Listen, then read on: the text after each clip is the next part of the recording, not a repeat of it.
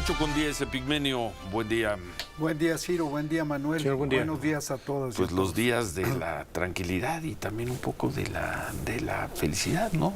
Para el movimiento de la Cuarta Transformación. Se ve muy tranquila Claudia Sheinbaum haciendo los anuncios, formando su gobierno. Creo que con bastante lógica parecen los nombramientos que ha hecho. Y bueno, salvo esta discusión por la sobrerepresentación o la representación de cuántos senadores y diputados le corresponderán finalmente al bloque de la Cuarta Transformación y cuántos no. Tranquilísimo el panorama, la discusión política, en general la discusión política, los priistas dándose de cubetazos, los panistas, quién sabe qué están haciendo, pero salvo ese tema, tranquilo el panorama. Epigmenio. Sí, buen día. Decía López Obrador que la oposición sigue aturdida. Claro, pues el mazazo fue brutal. El mazazo fue brutal. Y no veo una actitud autocrítica.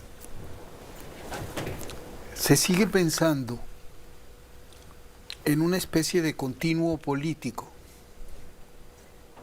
en el que ha habido ligeros accidentes, pero nada cambia. No se acaba de entender que el 18 fue un cataclismo y el 24 fue un cataclismo de dimensión aún mayor. Y que las cosas en México son distintas, absolutamente distintas. ¿Por qué? Porque está en marcha una revolución. De eso escribo hoy. Y hago un análisis. Bueno, eso lo has dicho, al menos en este espacio lo has dicho 50 veces. Dice López Obrador que la obligación del artista es no repetirse. La obligación de quien se mete al análisis político o de un dirigente político es repetirse. Porque uno tiene que volver a picar piedra y volver a un punto que no ha sido suficientemente aclarado.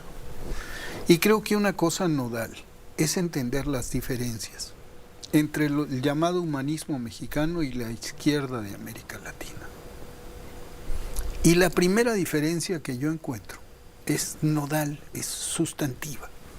Con eso empiezo el artículo, diciendo que muy distinto al de Chávez, al de Maduro, al de Evo Morales, al del propio Lula o al de los Kirchner en Argentina, para no hablar de Bukele en El Salvador o de Ortega en Nicaragua, es el comportamiento de López Obrador y de Claudia Sheinbaum.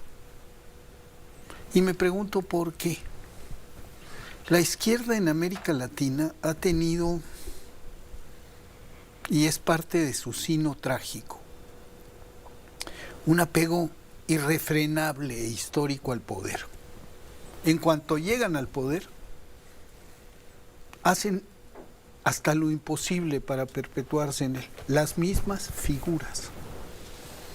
Y quienes pudieron haber sido grandes presidentes, Evo Morales, a fuerza de repetir, se van desgastando y desgastando a sus movimientos.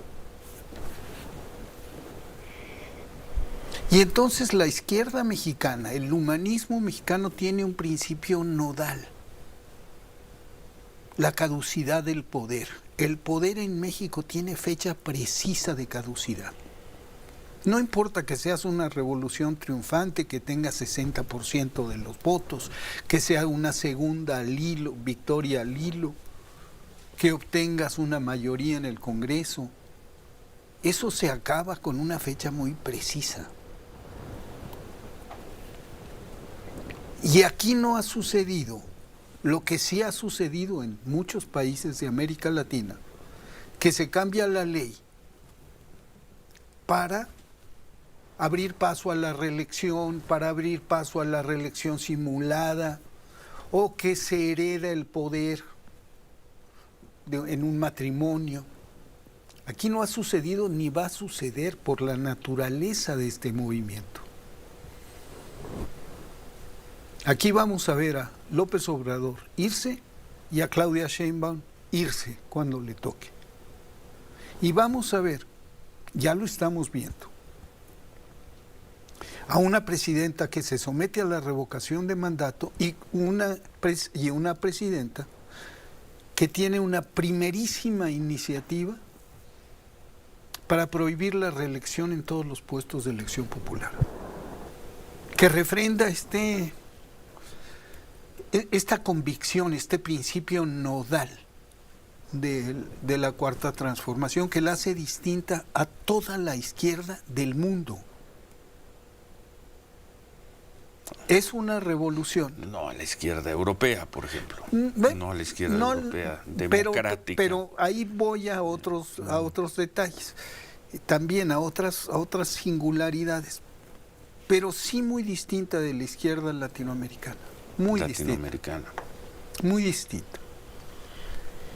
Y el problema del apego al poder es un signo trágico que ha marcado el destino de la izquierda de América Latina y que ha condicionado incluso sus propias perspectivas de victoria.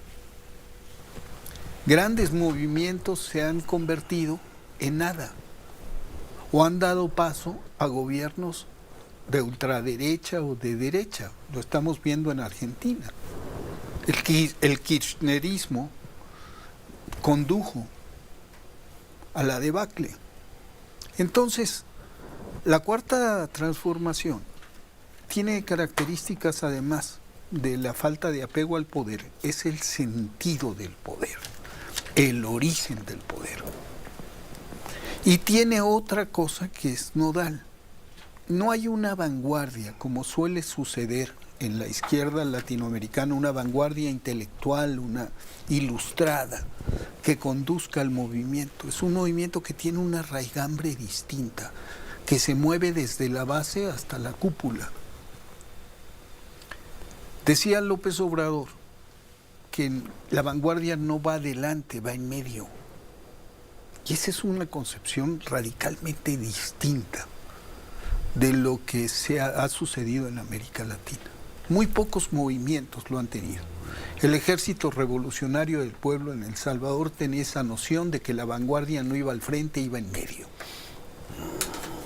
Bueno, entonces de eso hablo, y hablo de una revolución que coexiste con sus más feroces adversarios en condiciones de absoluta y... Los más feroces adversarios que se expresan en una competencia electoral. A veces limpiamente y otras no tanto. Y a veces no tanto. Y también con adversarios no declarados en los medios. Adversarios no declarados en los medios, que dicen actuar desde el punto de vista estrictamente periodístico, cuando no es así. Más que adversarios en medios, los medios buscan un auditorio, y si ese auditorio lo reprueban, desaparecen. Los medios también no están en una competencia contra el poder. Ciro, no van en este país los medios han caído muchas veces en la tentación no de buscar una audiencia, sino de dirigir a la audiencia y de dirigir al país. Todos los medios en el mundo tratan de tener la mayor audiencia posible. Pero hay una perniciosa involucración de los medios en el poder, y la hubo durante muchos años. Hubo una conexión. ¿Te refieres a quién? ¿A Televisa? ¿A Ricardo todos los Salinas medios? Pliego? A la gran industria mediática en este país. Vamos a una pausa. Tenemos que hacer corte. Regresamos con ese tema polémico, controvertido. 8:20 polos. Nos quedamos 8:25. No, hablábamos de las características. Que nos escriben por ahí, dicen que quieren polémica. Pues no, tampoco es. A ver, qué polemizamos. Sí, pues, pero bueno, venga. Hablábamos de las características de este proceso de transformación, que me parece que es único. Hablábamos de la relación con el poder mediático. Sí. Decía yo, y tú no estás de acuerdo, que el poder mediático ha tenido en este país una vinculación perniciosa con el viejo régimen. Perniciosa. Sí. Y yo creo que es uno de los lastres más profundos para la democracia en nuestro país. Esta vinculación entre medios que quieren gobernar o influir decisivamente. ¿Te refieres a los dueños de los medios? Pues a los dueños, de los medios. a los dueños de los medios y a voces en los medios que asumen un papel de líderes de opinión y lo asumen y se convierten en una suerte de promotores. ¿Qué es asumir el papel de un líder de opinión? No, asumen Sí. el papel de Sí, líderes de opinión y lo transforman casi en liderazgo político. A ver, ¿pero qué es asumir el papel de líder de Tiene- opinión? Tienen acceso a los espacios privilegiados en la radio y la televisión. Sí. Espacios que puedes perder de un día Que puedes a otro. perder, Sí, pero que en los que muchos, sobre todo si nadie te escucha o en nadie los que te ve, lo muchas de pierdes las seguro. si tú Sí. analizas el comportamiento, las grandes figuras de la radio y la televisión llevan en sus espacios muchos años. Han sido muy dominantes. ¿Y a qué se deberá? A su éxito, Sí. a su éxito. A que se han comunicado con también- un público, también con a- un público que no es el público de los... ¿Cuántos votos tuvo Claudia? 35. 36 millones. Que no tiene nada que ver el tamaño, por más grande que sea el auditorio de un programa de radio o televisión, no tiene nada que ver con los Con eso. 36 millones. Pero- Son dos galaxias. Pero tienen que ver con su Total, éxito, sí. tienen que ver con su eficiencia, pero también tienen que ver con su devoción incluso al poder, Devoción al poder. incluso al poder establecido, a sus relaciones con el viejo régimen. A ver, una pregunta. Yo sigo pensando que ese es un tema más de dueños de medios de comunicación, pero vamos a tomar el caso de Fórmula, de Radio Fórmula o de este programa. Yo en este sexenio nunca vi al presidente López Obrador, jamás lo vi. Una vez, a mitad del sexenio, platiqué con Jesús Ramírez. Y a los funcionarios del gobierno los he visto solo algunos aquí en entrevistas y demás. Y aquí estamos, está terminando este sexenio. ¿Cambió? Estamos haciendo básicamente lo mismo que hacíamos antes de que empezara este gobierno. ¿Cuál relación con el poder? Y La probablemente a juzgar por los indicadores de audiencia, habría que revisarlos bien, probablemente hoy nos escuche y nos vea más personas de las que nos escuchaban y veían en el 2018, sin ninguna relación con el poder, además sin publicidad oficial. Es donde yo digo, no Las entiendo. cosas han cambiado. Nuestra audiencia, comparada con la de un electorado en una jornada electoral, por supuesto es infinitamente más pequeña. Las cosas han cambiado. Y además tú lo sabes, en este momento, hay ahorita, 8:29 de la mañana, hay 6, 7, 8, 10, 12 programas parecidos a estos, donde las personas, nada más con hacerle así, nos cambian. Nos Ahora, de desaparecen esos si les 8, parece que- 9, 10 Sí. programas, Sí. el sesgo antigubernamental, en el caso específico de la 4T, Sí. es dominante. Pero ¿cuál sesgo Un sesgo muy antigubernamental? claro, Ciro, que la gente percibe, La que la gente- gente se da cuenta. La gente no es tonta. La gente escucha los programas, Sí. lee los periódicos, Sí. ve la televisión y siente una animadversión generalizada en los medios contra el gobierno por el que la gente votó. Hay una contradicción, No hay ninguna hay una contradicción contradicción No hay ninguna profunda. contradicción. Hay una contradicción El profunda gobierno entre el quehacer mediático en- y la realidad del No, país. Es que, bueno, ahí nunca nos vamos a poner de acuerdo. Nunca nos